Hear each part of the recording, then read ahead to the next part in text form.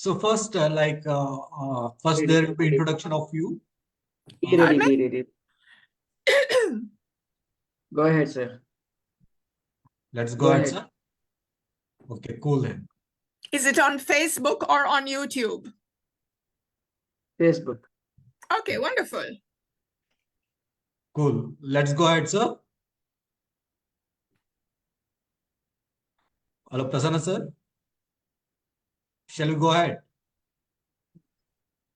I believe like it's say thumbs up. Well, hi, this is Lakshman Rao. Welcome to my show, The Interviewer, promoted by Fertile Brains, Mr. Prasanna Kumar. Today, my guest for the show is Jennifer M Garnatz, who is a Jamaican, well settled in Germany. She also composes poetry, songs. She writes plays, short stories, novels, which she intends to publish someday. Her source of inspiration comes from her vivid imagination and personal experiences as well, in the happenings of the world and her surroundings too. She performs poetry in English and German at various literary events, including poetry slams and open mics. In 1999, she represented Hamburg at the National Poetry Slam Team competition, Belmont. I take pride and privilege in knowing this person as a poet and exploring the poet as a person. Well, we have a book, Romantically, Erotic, and Deadly Spirituals for Society with her. So, which has four parts in it, and we'll be exploring each part as in like layer by layer. Here we go with Mrs. Jennifer. Thanks, ma'am. Thanks for coming to my show, The Interview. Thank you very much, Laxman, for inviting me. Honored to be here. Thanks a lot, ma'am. Same here. I have my honors and pleasure to interview you. Yes, ma'am. Go ahead. You wanted me to do some poems first, or you're going to ask a question? Yeah, like, how did poetry happen to you? I started writing from I was in school, poems, but I actually began creative writing from I was around 7 or 8, composing love songs, because my brother and I couldn't fall asleep at nights. So then one night he got the idea, let us sing songs until we fall asleep. Okay. So that's where the poetic journey started. Exactly. Exactly. Cool, ma'am. Like you said, like you are a Jamaican, and like do you as part of your cultural ethos, do you have poetry recitation within your circles, within your tribe, like a folklore sort of thing? Well, in Jamaica, there are lots of folklore poetry and poets. Okay. One of the first, most famous ones was the Honorable Louis Bennett Coverley, but I don't write folklore poetry. That was a past, like nowadays we have entered into the contemporary world and the modernist world, so the folklore has gone off. Well, some people still do it, but I just do my own thing. Yeah, you are way ahead now. So, start off with your some of your poems, ma'am. From the first chapter, the friendship and romance. Is there a particular one you like that you want me to hear? Yes, of course. Like I made a note of it. Like you can go ahead with this poem. Like 1 second, I'll let you know.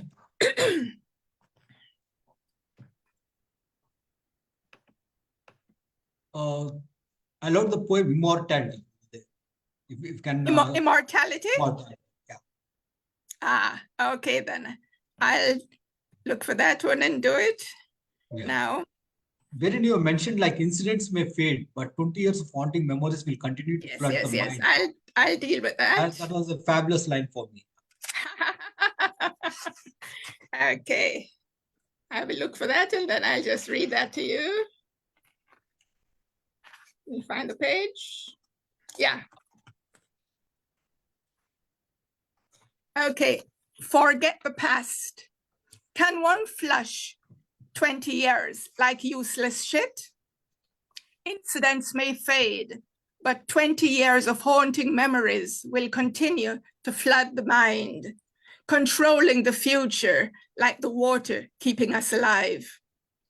Purge me with happiness, then maybe the past may be watched aside, though never to be forgotten. That's a very short poem. Yeah. Ma'am, I like this the usage of words and it's like your mind voice, just reciting your mind voice rather a bookish language over there. Okay, when we read Keats or Shakespeare or any Lord Byron or any classical poets, we find the bookish language. But when I read your poems, I'm just like reading your mind. It's like you're reciting your mind voice. You're not trying to write in a book sort of thing. You're just trying to replicate your mind. What do you say on this aspect? Yes, because I write according to whatever flows into my mind. Yeah. And some of my poems are written from personal experience and some actually simply by observing what's happening around me. Okay. And this poem was really me dealing with the fact that my father died shortly before my 20th birthday. Yeah. And this poem was simply dealing with the fact that a lot of things happened in the first 20 years of my life. Yeah. And I can't forget the negatives, you know, so I just have to try and live a happy life so that the negatives don't overcome me. Yeah. Ma'am, in this chapter, like romance and friendship, some guys make friends and later on they turn into flirting and to love. And do you have something to say something about this? Like, because I feel like there are barriers to friendship and lovers.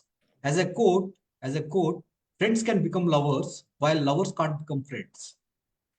Friends can become lovers, lovers can't become friends. So on this note, coming to your title, The Romance and Friendship, you just share your thoughts on this, man. Okay, I do believe that friends can become lovers. Sorry, that lovers can become friends.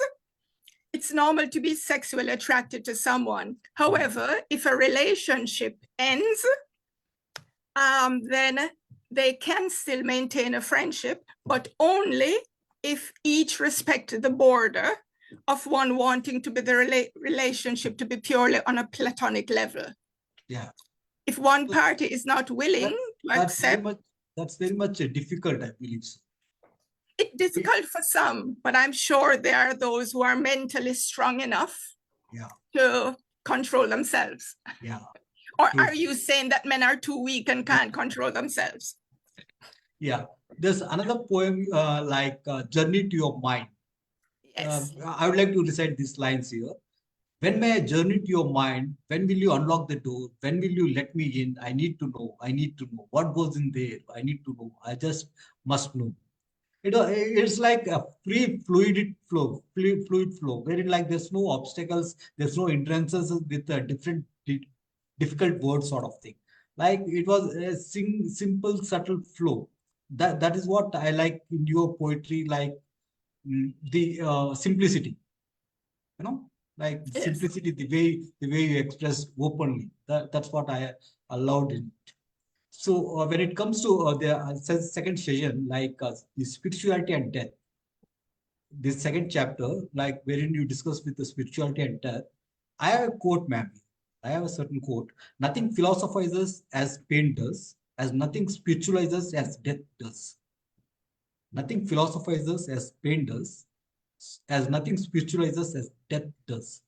So, based on your spirituality and death factors, you can recite some of the poems and elaborate on them. Okay, so I should recite a poem from one of this section. Anything. Or else you can contemplate on that quote, what I have said. Okay, first, God gives life, God can take life away. We all know we are born to die one day. Yeah. Losing a loved one through death, be it a parent or a lover, causes a different kind of pain. One feels regret if one did not treat that person wholeheartedly. Yeah. One also feels regret if one does not forgive that person during that person's lifetime for the pain that one had inflicted. Okay. You know, even some disbelievers of the Christian faith tend to call upon God when they are faced with death through illness. So how do you connect death with spirituality? That's what I'm saying. asking. Well, I would say they go hand in hand. I can't really Yeah. explain how to connect it, but death and God, spirituality and death. That's the way I look at it.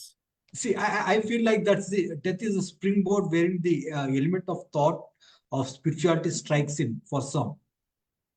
When you have brought in this death and spirituality as a combination of a theme, I felt like death is some spark of a thought wherein like the spirit or the spirituality enters and emerges from, you know.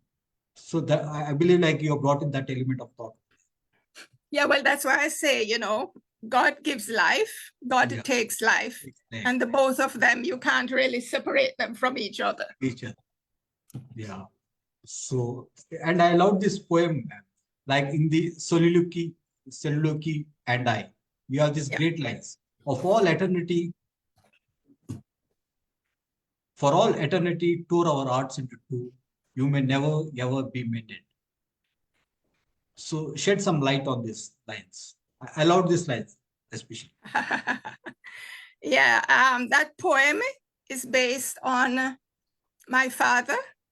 Yeah. And Okay. that was one of the poems from, what do you call it there?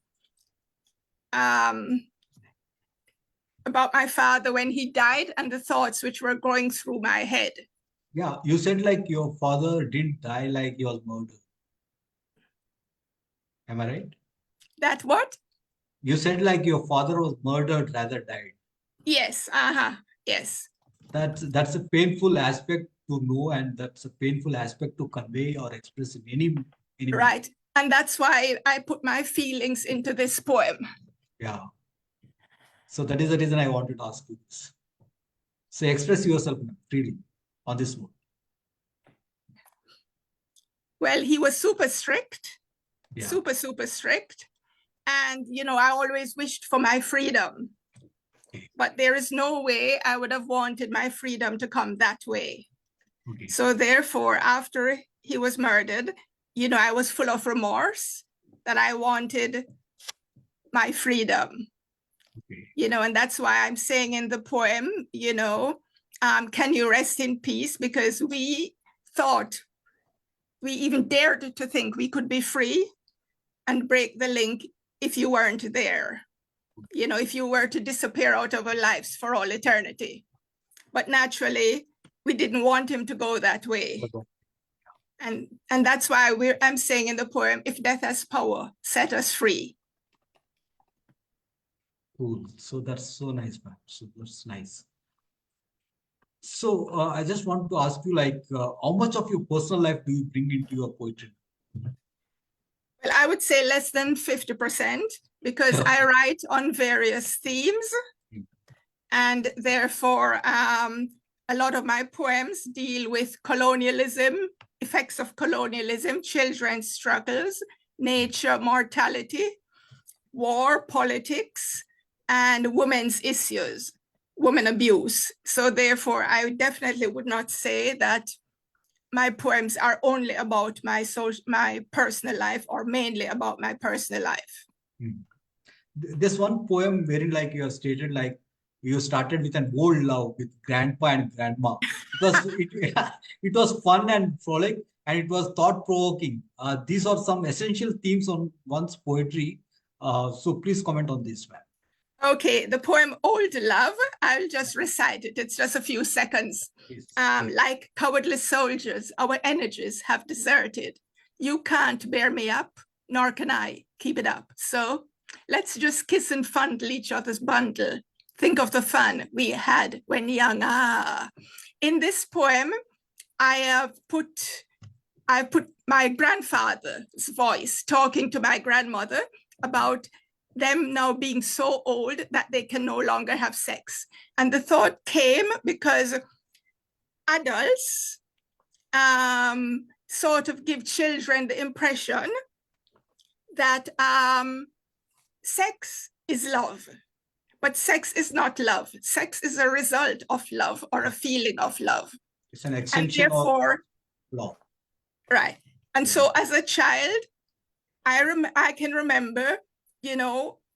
thinking, oh, sex is love, you know, because that's what adults were singing about, talking about, and everything, you know. And then, so when my grandparents, my grandmother at the time was lame, my grandfather was blind, but every day he would come and sit beside her bed. And it touched me to see that, because I says, you know, my naughty little mind said, oh, what a pity, they still love each other so much, but they can't have sex. And that is what the inspiration for this poem. So nice of you. So nice of you. Here, when did you decide to shed your inhibitions as your old skin? What was your mindset? What was your mentality? How are you prepared to take all that stigma when you when you took up this erotism into picture? Okay, well, the erotic poems I've always written to get, because erotic is a part of romance. But Yeah. I'd never really presented any of them in public until 1999. And that was, I was working at a company and they had a German magazine publishing company. And someone had told the PR director that I write romantic and erotic poems. So he came to me one day and said, we're going to have an erotic photo exhibition. So would you like to open the exhibition by presenting some of your poems? Cool, it was nice. I felt honored, but shocked. So I said, okay, but first show me the booklet of the photos that will be presented so that I can see how far I can go with my poems, because I wouldn't want to present anything that's pornographic, you know, because I wouldn't want to lose my job.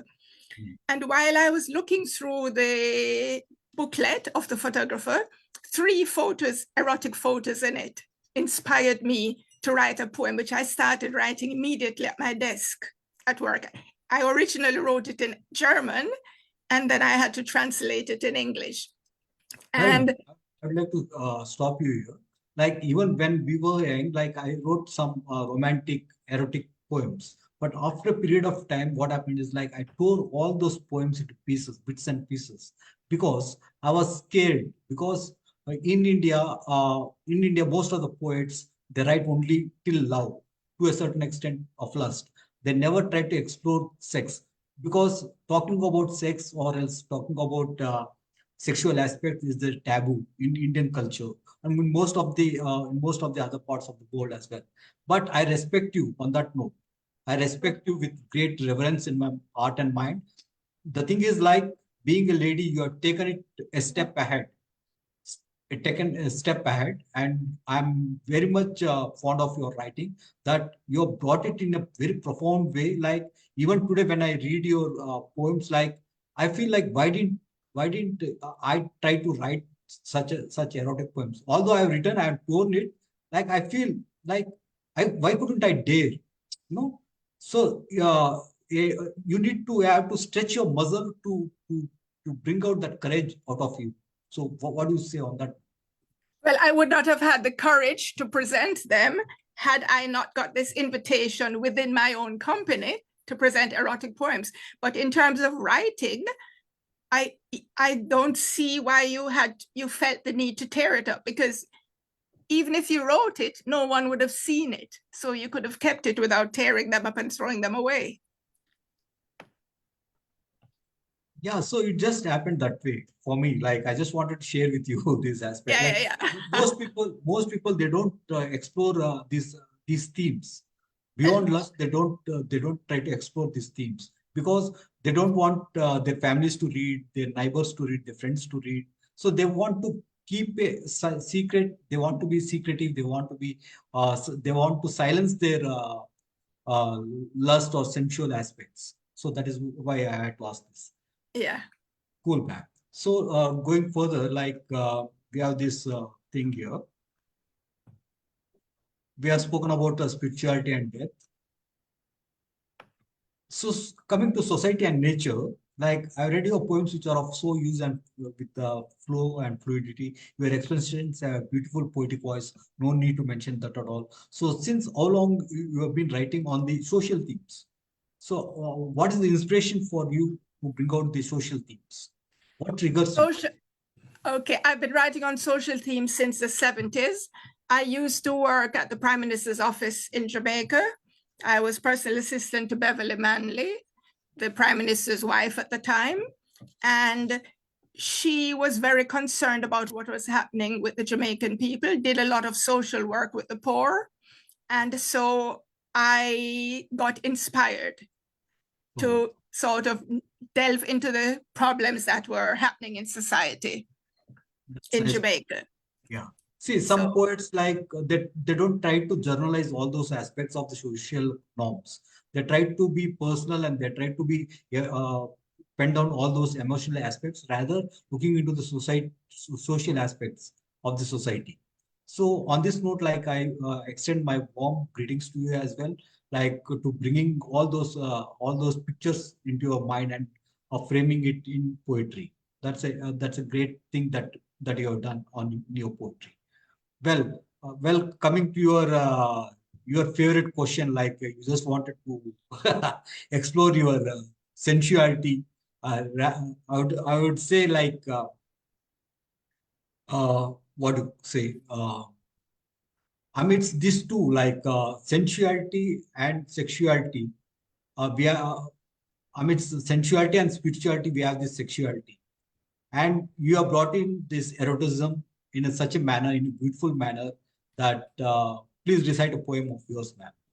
I read this poem, Us, which is a wonderful poem. Okay.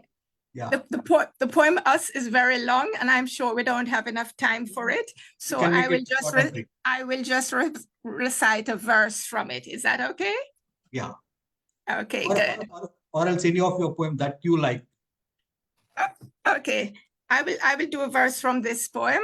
And then after that, I will explain or elaborate on it. In this poem, it's are you taking very good care? Do you think of my welfare?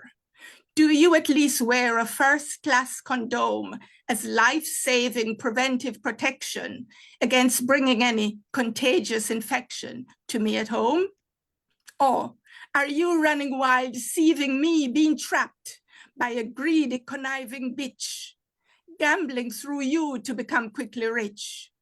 She seduces you in bondage, taking your helpless sperm as hostage, fulfilling her dream of pregnancy, achieving the aim, using the end product of living proof of your guilty misconduct, the newborn innocent child, to milk you for material gain. Oh, beautiful lines, man. Beautiful lines. The thing is, like, there's no, as I said, like the fluid flow, like it doesn't stop anywhere. Like it feels like I still keep on listening. It's like never ending sort of thing. I just want to sit relaxed and listen to your words. See, Thank you. for me, it's not the sensual aspect that's coming into my mind. It's the intellectual aspect that's transcending the lines to me. It's the intellectual aspect that's taking me to the another realm of thought. It's not the erotism or the sensuality that you have written, but the intellectual plane of thought that's transcending me to another plane of thought. So Yes. I'm getting into it, like the thought process, the mindset, the mood of that poet. So on that note, like I really hats off to you, because in India we had Kamala Das, who had written poems on love, sensuality, sexuality, who had explored on different themes of thought. But here I'm finding another Kamala Das of Germany. I hope you have read and heard of Kamala Das of India. I think so. Have you read her? I've never read her. Okay, cool then. I request you and suggest you to read her as well. So there's another poem, like wherein the page number 60, which you wanted to recite. Was this the one? Yes, that was the one. Yes, That was the one. Cool. that was the one. And there's another one. Holding on was one such thing that holded my breath. Holding on. I request you to read this poem. Holding on. Holding on. Yeah. Okay, then let me look for it.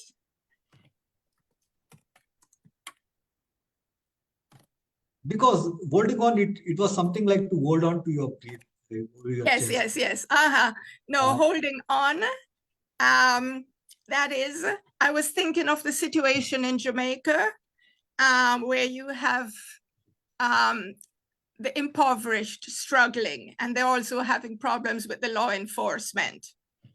So, black skin, white teeth, break, grin, bones, scrawny, heirs, legs, dandy shandy, dissatisfied lawmen, belly bottom, enclose, starving worms, raggy pants, holy pockets tell tales, belly grow, no employment, still smile, come.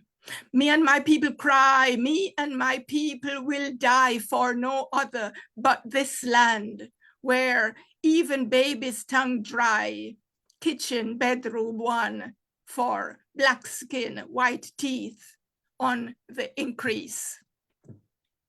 Beautiful, ma'am. Beautiful. Like the way you brought in the black men and the white teeth and the color schemes and thoughts. Like you brought in all that racism and racial aspects, the whatnot. Like the South African culture, like what it has gone through the ages. So you are represented in that poem because it's fantastic to know that, because even I have written some poems on Sudan, Somalia. I really connected with that poem. Ma'am, is there anything, any regret in your life that you felt like I wouldn't have shared this? Do you have any regrets with you? Like, did you ever felt like, why did I write this poem? No. You're fully There are poems I have written, which I would never present in public or publish in a book, because I think they're a bit too erotic. Yeah. But other poems, no, my social poems, I am not afraid to say anything, because I've only been afraid of two people in my entire life. That was my father and my elder brother. That you have said to me. But so they have curtailed your freedom, I believe, to a certain extent. And exactly, yeah. And they were the hope to give you a freedom to rise beyond Phoenix, as Maya Angelou says, like to rise as a phoenix. So I believe like they had given you that freedom of wings to rise as a phoenix. Huh? Yes. I have the freedom to write whatever I want and to present in public whatever I want. Cool, ma'am. So on a final note, like how do you feel like being explored as a poet here in this session?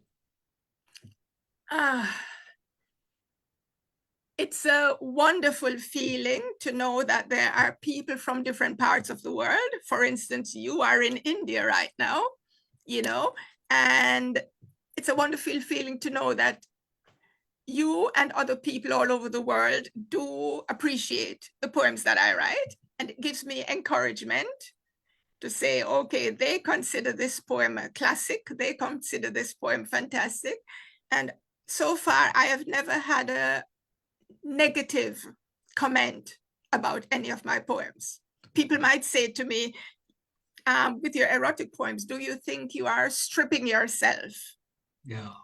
I was told that once. That's a negative thought. But on the positive note, they should accept you, like the boldness that you have brought into your poems. They should accept you and they should welcome you. Like what sort of a lady she is, like she is bold enough to say her mind, to speak her mind, and which is not happening in the world. So we need to respect you on that note, on an intellectual level, on a spiritual level, on a philosophical level. So being a poet, like I really admire you and I respect you, ma'am, for bringing out such a varied themes and thoughts, which are all inspiring for me. Thanks a lot, ma'am. Thanks for coming on to my show. I thank you, sir. I'm very honored, very privileged. Yeah. And I enjoyed communicating with you today. So say a few words about the show, ma'am. Like, how did you feel finally? I felt totally relaxed because your way of asking me questions, your comments made me feel totally at ease. Okay. You Thanks never a lot. put me down or anything like that. Thank you, So ma'am. That was nice. That was thanks nice. for your respect. Cool, ma'am. Thanks. sir. Here it's Lakshman Rao from the Fertile Brains, the interviewer, signing off. Thank you. Thanks a lot. Thanks, Jennifer ma'am, for coming on to my show and making it a grand show. Thanks a lot. My pleasure, sir. Thank you. Same here, ma'am. Same here. Thanks a lot.